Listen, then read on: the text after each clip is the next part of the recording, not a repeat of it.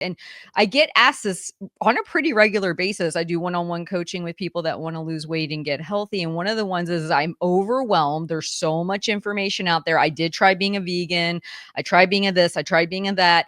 And really what they're looking for is like some basic truths to hold on to and feeling like they're kind of being pulled all over the place. And that's what I really liked about your book, because there was several factors that are just kind of universal truths amongst all of this that make sense. And so for the person who's listening to that feels that tug of war going on, could you maybe share, one of the things I really love is how you're like, the human body has certain requirements, right? And there's a certain protein kind of requirement, a certain food and weight volume requirement, and kind of how could we use that information to set us up for success when it comes to long-term sustainable weight loss? Right. So, yeah, if you zoom way out, basically, plants are making all the food for all animals, and they're doing two things. They're chaining together carbon atoms as some sort of energy source, which could either be carbohydrate or fat interchangeably. These are both chains of carbons with high energy bonds, and humans can very easily switch back and forth between these two forms of carbon energy, carbs and fats. And then protein, which is totally different and has a nitrogen atom attached to it. And plants are getting nitrogen and other minerals out of the soil to create protein. And then they're doing photosynthesis with carbon dioxide and water to form these chains of carbons that make all of our dietary energy, carbs or fats. And so you're pretty much eating to get protein and minerals from soil, and then chains of high energy carbon bonds from carbs or fats, which is basically solar energy stored in a chemical form, which is what photosynthesis is. So you're kind of eating to get protein and then non-protein energy, carbs and fats. And when I wrote the PE diet, it was looking at the importance of the ratio of protein to non-protein energy in your diet. Basically, the higher the protein percentage of your food is, the less food you have to eat, because you're eating until you get enough protein. This is protein leverage, which most people are unaware of. They've never heard of it. They don't know what that means. Essentially, almost every animal on Earth, from insects all the way up to humans, eats until it gets enough protein, and only then will it stop eating. If you're eating low protein foods, you have to overeat calories to get enough protein to not be hungry. If you're eating super high protein percent foods, you can actually stop eating at a lower caloric intake because you've hit your protein goal.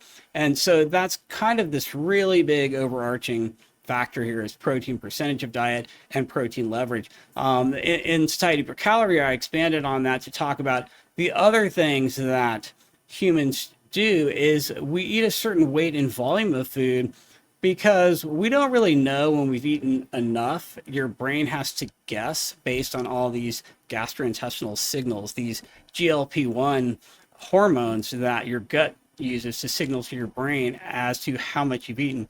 So we're kind of guessing by eating a certain weight and volume of food. So there's pretty much two things everybody's doing daily to eat to satiety. They're eating a certain amount of protein, and they're eating a certain weight and volume of food to just kind of feel full.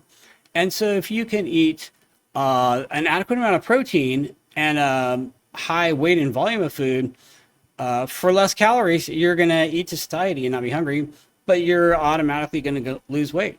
On the flip side, if you're eating, very high caloric density foods that you get a ton of calories in a very small weight and volume, you're probably going to overeat calories as you're eating to satiety. And also, if that food is protein dilute, you pretty much have to eat more because you're trying to get enough protein to not be hungry. So the goal is, increase the protein percentage of your food and then lower the energy density. So you're getting more weight and volume and fiber and water, and you have higher satiety for less calories. And that's the whole secret. That's the title of this book, Satiety per Calorie. The factors that raise satiety per calorie is a higher weight, which is water, higher volume, which is fiber, and a higher protein percentage, which is protein, versus carbs and fats.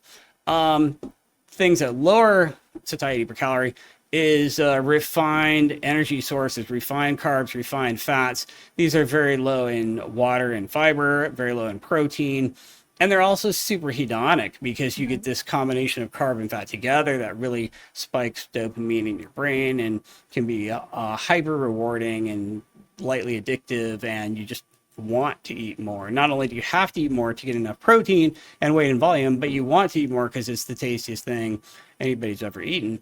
And then you've got this like combination of hedonic overeating because it's so tasty, and then homeostatic overeating, which means you just have to eat more to get enough protein. Yeah, absolutely. And I want to just illustrate this for the listener because it took me hearing this multiple times from you via different interviews in the book to finally really, I think, have it hit home.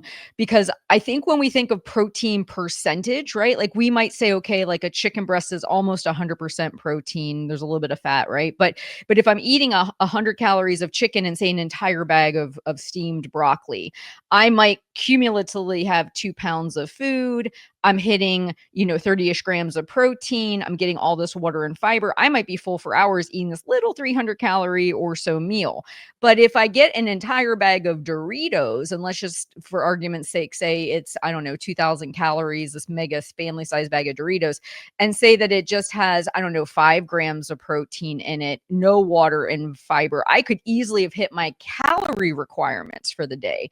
But because I'm not getting in that protein from the chicken, the water and the fiber from the broccoli, from the Doritos, I'm still going to want to consume food until those requirements are met. Is that kind of how it could be explained to somebody in a food related way? Absolutely, yeah, that's exactly right. Yep, you're basically just getting twice the calories for half the weight and volume and protein, and that's exactly perfect.